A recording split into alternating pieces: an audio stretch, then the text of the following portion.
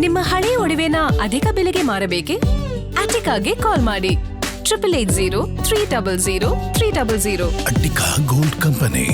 ಕಾಂಗ್ರೆಸ್ ಸರ್ಕಾರದ ಪ್ರಮುಖ ಗ್ಯಾರಂಟಿ ಯೋಜನೆಗಳಾದ ಗೃಹಲಕ್ಷ್ಮಿ ಮತ್ತು ಗೃಹ ಜ್ಯೋತಿಯನ್ನ ಫಿಲ್ಟರ್ ಮಾಡೋದಕ್ಕೆ ರಾಜ್ಯ ಸರ್ಕಾರ ಚಿಂತನೆ ನಡೆಸ್ತಾ ಇದೆ.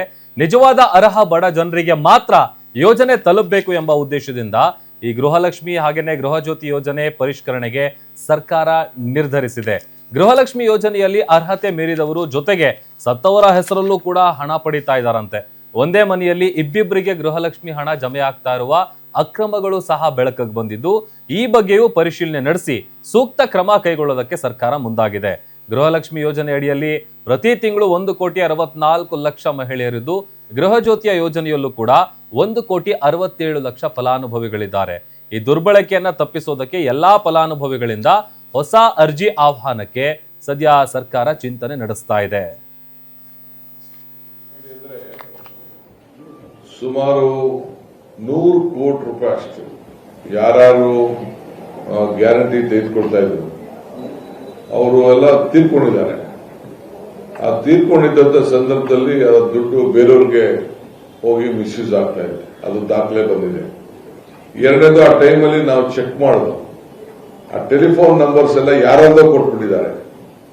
ಸೊ ಅದು ನಮಗೆ ಸರಿಯಾದ ಫಲಾನುಭವಿಗಳಿಗೆ ತಲುಪಿದ್ಯಾ, ತಲುಪ್ತಾ ಇದ್ರಾ ಇಲ್ವಾ ಅನ್ನೋದು ಕೂಡ ನಮಗೆ ಮುಖ್ಯವಾದಂತ ವಿಚಾರ. ನಮ್ಗೆ ಈಗಾಗಲೇ 100 ಕೋಟಿ ರೂಪಾಯಿ ನಮಗೆ ಇದರಿಂದ ಹೆಣ್ಮಕ್ಳು ಗೃಹಲಕ್ಷ್ಮಿ ಒಂದೇ ಇಲಾಖೆಯಲ್ಲಿ ನಮಗೆ ಇದು ಮಾಹಿತಿ ಎಲ್ಲ ಬರ್ತಿದೆ. ಈಗೆಲ್ಲ ಪ್ರತಿ ತಾಲೂಕಿಂದ ಕೂಡ ನಾವು ರಿವ್ಯೂ ಮಾಡ್ತಾ ಇದೀವಿ.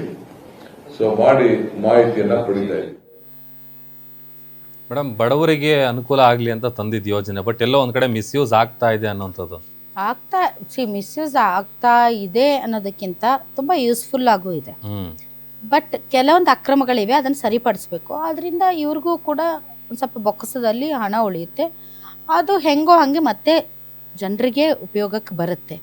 ಅದನ್ನ ಮಾಡೋದ್ರಲ್ಲಿ ತಪ್ಪೇನೂ ಇಲ್ಲ, ಮಾಡಬೇಕಷ್ಟೇ, ಮಾಡ್ತಾರೆ. ಇನ್ನು ತಮಿಳುನಾಡು ಮತ್ತು ಕರ್ನಾಟಕ ನಡುವೆ ಮೇಕೆದಾಟು ಯೋಜನೆ ಸಮರ ಜೋರಾಗ್ತಾ ಇದೆ.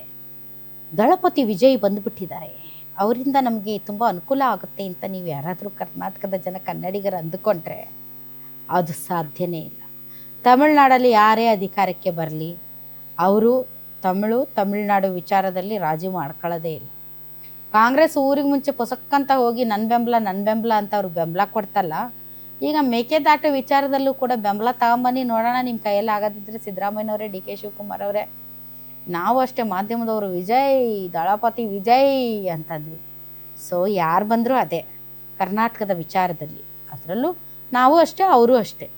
ಇಂತಹ ಗಡಿ ನುಡಿ ನಾಡು ಜಲ ಭಾಷೆ ವಿಚಾರದಲ್ಲಿ ಅವರು ರಾಜಿ ಮಾಡ್ಕೊಳ್ಳಲ್ಲ, ನಾವು ರಾಜಿ ಮಾಡ್ಕೊಳ್ಳಲ್ಲ. ಬಟ್ ಇಲ್ಲಿಯ ಜನ ವಿಜಯ್ ವಿಚಾರದಲ್ಲಿ ನಡ್ಕೊಂಡ ರೀತಿ ಮುಂದೊಂದು ದಿನ ಏನು ಕರ್ನಾಟಕಕ್ಕೆ ತುಂಬ ಫೇವರ್ ಮಾಡಿಬಿಡ್ತಾರೇನೋ ಅನ್ನೋ ಲೆವೆಲ್ಗೆ ಭಾಳ ಜನ ಆಡಿದ್ರು. ಅದಕ್ಕಂದೆ ಸೊ ಕರ್ನಾಟಕ ಕಾಂಗ್ರೆಸ್ ಸರ್ಕಾರವು ದುರಹಂಕಾರಿ ಮತ್ತು ತಮಿಳುನಾಡಿಗೆ ದ್ರೋಹ ಮಾಡ್ತಾ ಇದೆ ಅಂತ ಡಿಎಂಕೆ ಪ್ರಧಾನ ಕಾರ್ಯದರ್ಶಿ ಕೆಎನ್ ನೆಹರು ಆಕ್ಷೇಪ ವ್ಯಕ್ತಪಡಿಸಿದ್ದಾರೆ. ಮೇಕೆದಾಟು ಜಲಾಶಯ ಯೋಜನೆಯನ್ನು ಯಾವುದೇ ಕಾರಣಕ್ಕೂ ಅನುಷ್ಠಾನಕ್ಕೆ ತರೋಕೆ ಬಿಡೋದಿಲ್ಲ ಎಂದು ತಮಿಳುನಾಡು ಮುಖ್ಯಮಂತ್ರಿ ಜೋಸೆಫ್ ವಿಜಯ್ ಅಧಿಕಾರಿಗಳಿಗೆ ಖಡಕ್ ಸೂಚನೆ ಕೊಟ್ಟಿದ್ದಾರೆ. ಮೇಕೆದಾಟು ವಿರುದ್ಧದ ಕಾನೂನು ಹೋರಾಟವನ್ನು ತ್ವರಿತಗತಿಯಲ್ಲಿ ಮುಂದುವರಿಸುವಂತೆ ಮತ್ತು ರಾಜ್ಯದ ನೀರಾವರಿ ಹಕ್ಕುಗಳನ್ನು ರಕ್ಷಣೆ ಮಾಡುವಲ್ಲಿ ಯಾವುದೇ ರಾಜಿ ಮಾಡಿಕೊಳ್ಳದಂತೆ ಸೂಚನೆ ಕೊಟ್ಟಿದ್ದಾರೆ. ಕೋರ್ಟಲ್ಲಿ ಇದು ತಮಿಳುನಾಡಿಗೆ ಯಾವ ಥರದ ಹಕ್ಕಿಲ್ಲ. ತಮಿಳುನಾಡು ಏನಿದ್ರು ಕೂಡ CWCಗೆ ಹೋಗಿ CWC ಅವರು ಇದರ ಬಗ್ಗೆ ಮಾಡಬೇಕು ಅನ್ನೋದು, ಅದನ್ನು ನಮ್ಮ ಕರ್ನಾಟಕ ಸರ್ಕಾರದ ಪರವಾಗಿ ಅವರ ಅರ್ಜಿಯನ್ನು ವಜಾ ಮಾಡಿದ್ದಾರೆ. ಈಗ ನಾವು DPR ಕೂಡ ನಾವು ತಯಾರು ಮಾಡಿದ್ದೇವೆ, ಮೇಕೆದಾಟು ಆಫೀಸ್ ಓಪನ್ ಮಾಡಿದ್ದೇವೆ, ಜಮೀನನ್ನು ಗುರುಸ್ತಾ ಇದ್ದೇವೆ, ಫಾರೆಸ್ಟ್ ಜಮೀನಿಗೆ ಆಲ್ಟರ್ನೇಟಿವ್ ಜಮೀನು ಕೊಡಬೇಕು ಅಂತ ಗುರುಸ್ತಾ ಇದ್ದೇವೆ. ಅದನ್ನು ಕೊಟ್ಬಿಟ್ಟು ಈಗ ಹೊಸ DPRನ ಕೊಡ್ತಾ ಇದ್ದೇವೆ. ಸೆಂಟ್ರಲ್ ಗೌರ್ಮೆಂಟ್ ಪರ್ಮಿಷನ್ ಕೊಟ್ಟ ಮೇಲೆ ಅದನ್ನು ಭೂಮಿ ಪೂಜೆಯನ್ನು ಮಾಡ್ತೇವೆ. ಕೋರ್ಟಲ್ಲಿ ಇದು ತಮಿಳುನಾಡು. ಮೇಡಮ್, ವಿಜಯ್ ನೀವು ಹೇಳ್ತಾ ಇದ್ರಲ್ಲ, ಸಿಕ್ಕಾಪಟ್ಟೆ ನಾವೇ ತೋರಿಸಿ ಅಲ್ಲ ತೋರಿಸಿದ್ವಿ, ಅದು ಸಾಧನೆ. ಫಸ್ಟ್ ಟೈಮ್ ಕಂಟೆಸ್ಟ್ ಮಾಡಿ ಒಂದು ಸರ್ಕಾರ ರಚನೆ ಮಾಡೋದು ಸಣ್ಣ ವಿಷಯ ಅಲ್ಲ. ಸೊ ಆ ವಿಚಾರದಲ್ಲಿ ಅವರ ಸಾಧನೆ ನಿಜಕ್ಕೂ ಕೂಡ ಗುಣಕ್ಕೆ ಮತ್ಸರ ಯಾಕೆ ಅಪ್ರಿಷಿಯೇಟ್ ಮಾಡ್ಬೋದು. ಬಟ್ ಬಹಳ ಜನಕ್ಕೆ ಏನಿತ್ತು ಅಂತಂದ್ರೆ, ಇವರು ಕಾಂಗ್ರೆಸ್ ಪಾರ್ಟಿಯವರು ರಾಹುಲ್ ಗಾಂಧಿ ಅವರು ಊರಿಗೆ ಮುಂಚೆ ಹೋಗಿ ನಾವು ನಿಮ್ಗೆ ಬೆಂಬಲ ಕೊಡ್ತೀವಿ ಅಂತ ಬಹಳ ವರ್ಷಗಳಿಂದ ಜೊತೆಯಲ್ಲಿರುವಂತಹ DMK ಪಕ್ಷಕ್ಕೆ ಮೋಸ ಮಾಡ್ತಲ್ಲ. ಆ ಒಂದು ಫೇವರ್ ಕೊಟ್ಟಿದ್ದೀವಿ ಅನ್ನೋ ಕಾರಣಕ್ಕೆ ಕರ್ನಾಟಕಕ್ಕೆ ಫೇವರ್ ಮಾಡಿಸ್ಕೊಳ್ತಾರ ಇವರು?